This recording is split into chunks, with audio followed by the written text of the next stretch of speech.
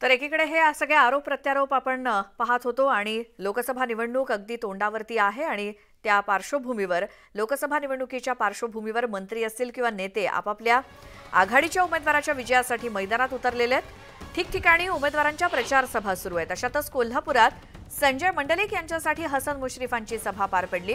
यावेळी मंडलिकांना विजयी करण्यासाठी मतदारांना हवं तर हेलिकॉप्टरनं आणा असं अजब वक्तव्य मुश्रीफांनी केलं। दरम्यान विरोधक पैशांनी गब्बर आहेत हे दिसते अशी टीका यावरती जयंत पाटील यांनी केली। आणि लाख सव्वा लाख मताधिक्य आपण जर घेतलं तर संजय मंडलिकांचा पराभव करणं प्रत्यक्षात भगवानाला सुद्धा शक्य होणार नाही अशा प्रकारचं आपण व्यूहरचना करायची आहे। आणि मी अनेक वेळा विनोदाने म्हणतोय, मुंबई असू दे, पुणे असू दे, अमेरिका असू दे, लागलं ते हेलिकॉप्टर माणसं आणू, परंतु आपण संपूर्ण असलेले मतदान आपण बोलवून आपण निश्चितपणानं प्रचंड मताधिक्यानं संजय मंडलिकांना विजय करायचा। हेलिकॉप्टरने मतदार आणू असं म्हणणं म्हणजे मतदारांची सगळी व्यवस्था करायचं ठरलेलं दिसतंय।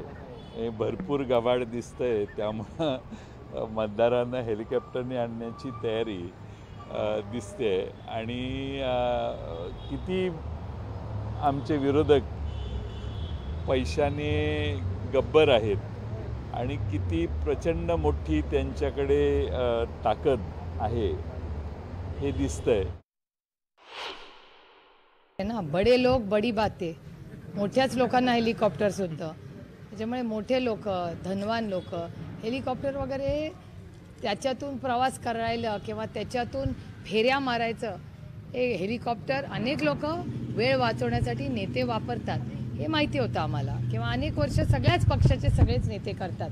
पण एखाद्या पक्षाला जर मतदार फेऱ्या करायला हेलिकॉप्टर जर परवडत असेल तर मला असं वाटतं, मी माननीय प्रधानमंत्र्यांनाच प्रश्न विचारतोय, विनम्रपणे विचारू शकते की बाबा ह्याची जांच झाली पाहिजे।